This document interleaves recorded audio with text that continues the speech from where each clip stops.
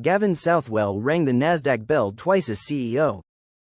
Both times, his company had outperformed Apple, Amazon, Facebook, everybody. Fortune magazine ranked it the #1 fastest-growing public company from 2017 to 2019. The complaints rate was the lowest in the industry. Millions of Americans got health insurance for the first time because of the technology his team built. Most were blue-collar workers, minorities, families who couldn't navigate the broken healthcare system on their own.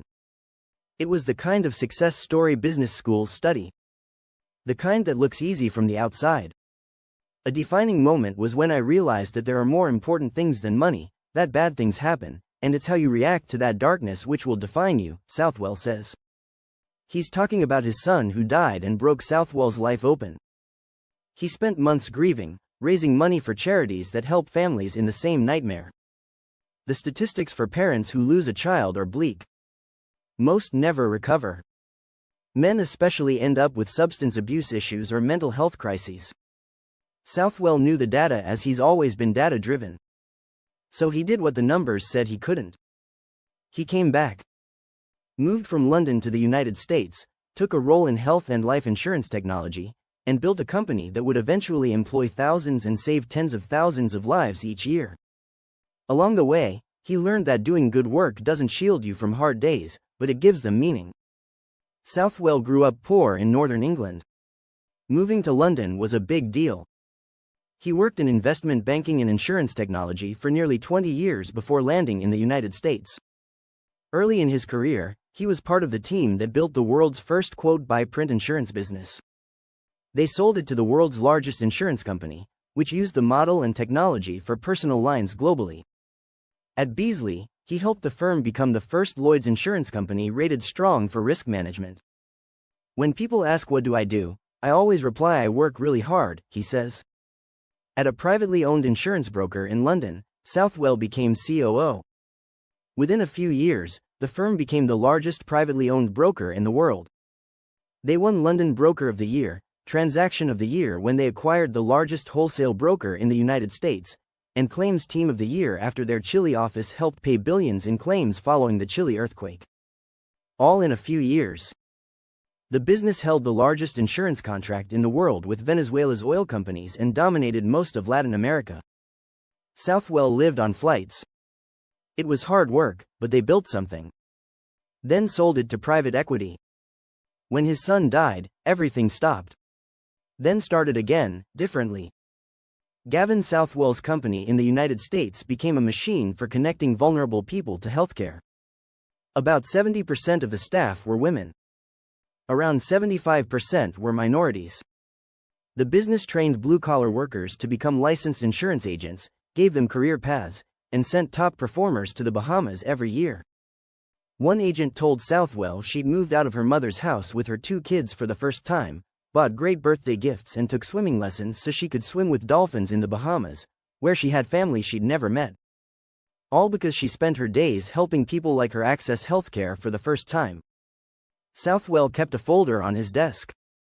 Emails and letters from people whose lives had been saved by the healthcare his company connected them with. Tens of thousands of lives each year. He'd pull it out when the work felt heavy, when the days ran long, when he needed to remember why any of it mattered.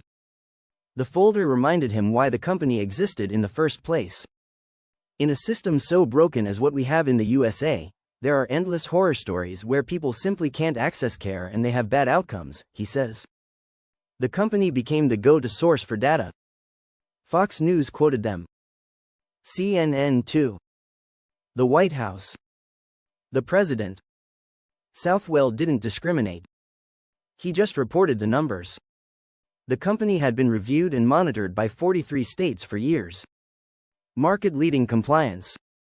The lowest complaint percentage in the industry. The model worked because it was built for the people who needed it most, not the people who could afford it easiest. At one commercial team member's kid's birthday party, the father gave a speech thanking Southwell for believing in his son, helping him succeed, buy the house they were in, create a great life for his family. Not many people say thank you when you help them progress. It meant a lot. The business grew fast because it solved a real problem.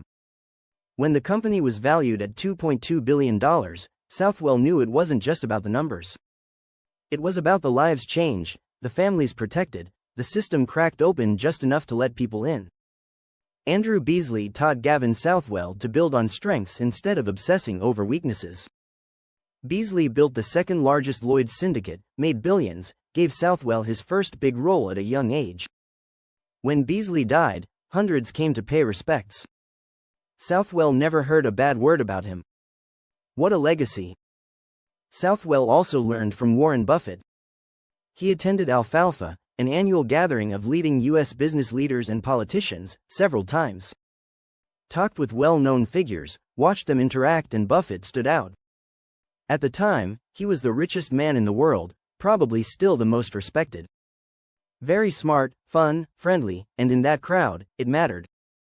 There are a lot of very successful and smart people, few are so pleasant to spend time with, Southwell says. The lesson stuck. Success doesn't require being difficult. The best leaders Southwell worked with were the ones who made it look easy, who treated people well, who built something and left it better than they found it. He's tried to carry that forward. I've been very fortunate to work for some very inspiring people throughout the early part of my career, Southwell says. I've also been lucky to work with positive high-energy people who wanted to build good business and address market challenges through technology and improving processes. That positive energy became part of his operating system. When you're building a company from scratch, culture matters more than anyone wants to admit. Southwell built teams that reflected the customers they served. Diverse, hungry, willing to work hard for people who needed help. The kind of teams that win. Now Gavin Southwell works as an advisor and investor to technology-focused growth businesses. He has more than 17 years of technology experience and has worked with some of the largest insurtech exits of all time. Previous customers include leading names in retail, financial services, and transportation. He focuses on technology where market inefficiencies or consumer challenges can be solved by technology and AI. The work suits him. He gets to help companies scale without the day-to-day grind of running one. He can spot the problems worth solving, the teams worth backing, the ideas that might actually work. After building a company that helped millions, he knows what good looks like.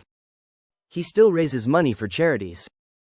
Organized cycling events for years, including cycling across the UK. He helped create thousands of jobs, trained workers, and supported diversity in tech. He's still involved with a Tampa-based charity as one of the largest supporters. Success, to Southwell, isn't fame. It's family and friends knowing he's doing well, living a good life, happy and content. There's always more to do, things to change or do differently. I've never wanted to be famous or well-known, he says. I don't care what people I don't know think about me. I care about family and friends, and I want them to know that I'm doing well and living a good life. That just means trying to be happy and content. He'd tell his younger self to be brave and do your best. That'll be enough. Everything before brought him here. Highs and lows, all part of it. Make it count right now, do your best, and that to me is success, he says. He's an immigrant, loves many things about the country, and is proud his children will grow up here. The American dream looks different when you've lived it from the outside in. When you've built something that mattered, lost something that mattered more, and kept going anyway. You never know what will happen tomorrow. May as well do it today.